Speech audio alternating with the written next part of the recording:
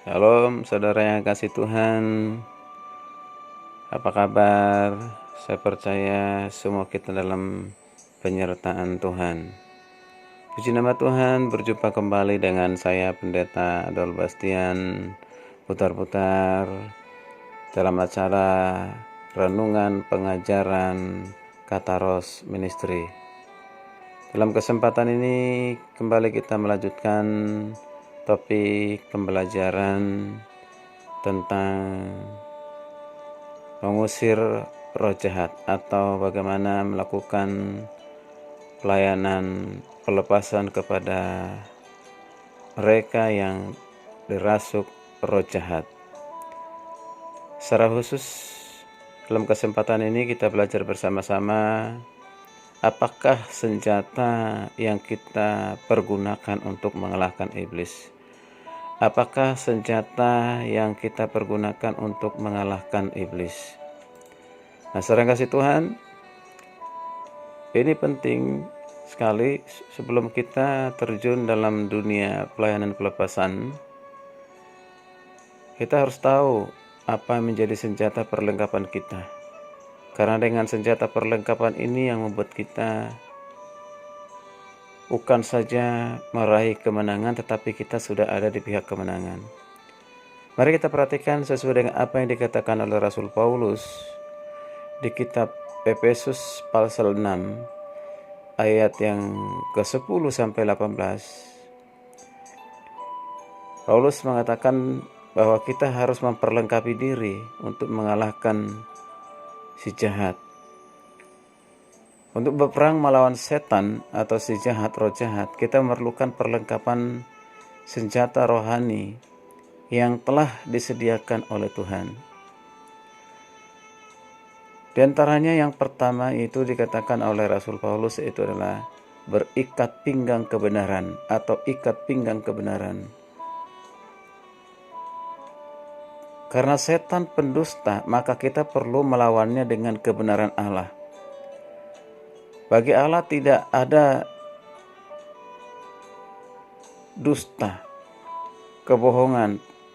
Itu miliknya atau kebiasaan roh jahat ataupun setan. Nah, saudara kasih Tuhan, Tuhan itu adalah kebenaran. Dan seluruh sifat Tuhan itu adalah kebenaran. Maka iblis tidak suka dengan kebenaran. Nah, saudara kasih Tuhan, bagi Allah tidak sukacita yang lebih besar, tidak ada sukacita yang lebih besar daripada mendengarkan anak-anaknya hidup dalam kebenaran. Nah, saudara baca dalam Yohanes 3 Yohanes 1 ayat 4. Sekali lagi, bagi Allah tidak ada sukacita yang lebih besar daripada mendengar anak-anaknya hidup dalam kebenaran. Artinya Tuhan menghendaki supaya kita hidup dalam kebenaran. Nah, itulah senjata kita yang pertama. Senjata kita yang kedua adalah berbaju jirah keadilan. Berbaju jirah keadilan yaitu memiliki keyakinan teguh akan kebenaran Allah untuk kita di dalam Yesus Kristus. Jadi kebenaran yang kita miliki dalam Yesus Kristus itu kita harus yakin. Dan keyakinan kita keyakinan yang sangat teguh bahwa kebenaran itu akan mengalahkan roh jahat, mengalahkan setan iblis. Percayalah bahwa hanya kebenaran yang dari Tuhan lah yang bisa mengalahkan setan. Kemudian disebut dengan